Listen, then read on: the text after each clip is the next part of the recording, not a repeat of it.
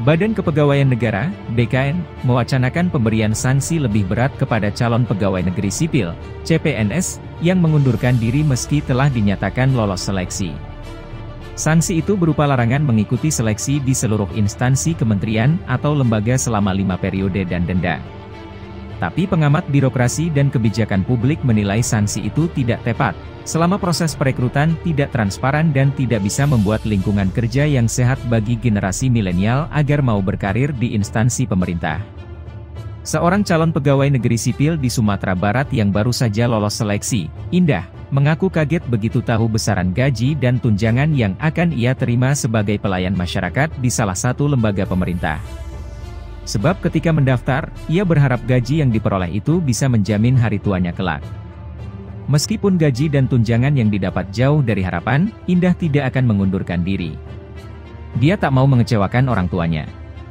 BKN wacanakan sanksi berat. Kementerian Perhubungan menjadi lembaga yang CPNS paling banyak mengundurkan diri. Adapun total calon pegawai negeri sipil yang lolos seleksi pada periode 2022 sebanyak 112.514 orang. Setidaknya ada 4 alasan pengunduran diri itu, yakni gaji, tunjangan, dan penempatan kerja yang tidak sesuai ekspektasi, dan tidak lagi memiliki motivasi menjadi CPNS. Untuk besaran gaji, sambungnya, sudah ada peraturan pemerintah nomor 15 tahun 2019 yang bisa menjadi acuan bagi calon pegawai negeri sipil ketika mendaftar. Sementara soal tunjangan tergantung pada instansi masing-masing. Begitu juga soal penempatan yang mensyaratkan mereka untuk tidak boleh minta pindah tugas selama 10 tahun. Agar kejadian serupa tidak terjadi lagi, BKN mewacanakan untuk mengeluarkan aturan berupa sanksi lebih berat kepada calon pegawai negeri sipil yang telah dinyatakan lolos seleksi tapi memutuskan mengundurkan diri. Jika sebelumnya sanksi yang ada berupa tidak boleh melamar untuk 1 periode berikutnya, ke depan akan ditambah menjadi 5 periode. Kemudian sanksi denda uang yang kini hanya berlaku di Kementerian Luar Negeri, Bappenas, dan Badan Intelijen Negara, nantinya akan diberlakukan di seluruh lembaga.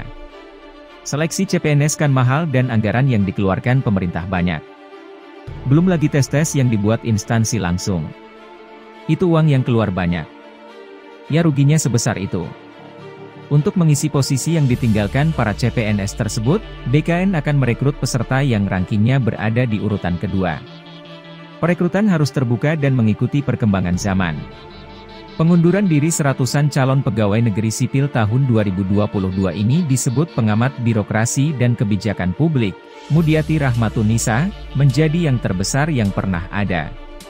Tapi ia menilai penjatuhan sanksi berat itu tidak tepat diberlakukan selama proses rekrutmen CPNS tidak terbuka, mulai dari besaran gaji, tunjangan, hingga penempatan kerja. Menurutnya, CPNS yang sebagian besar dari generasi milenial melihat bekerja di pemerintahan bukan lagi sebagai abdi negara, namun profesionalitas yang menginginkan besaran gaji dan beban kerja seadil mungkin dan dilakukan dengan terbuka.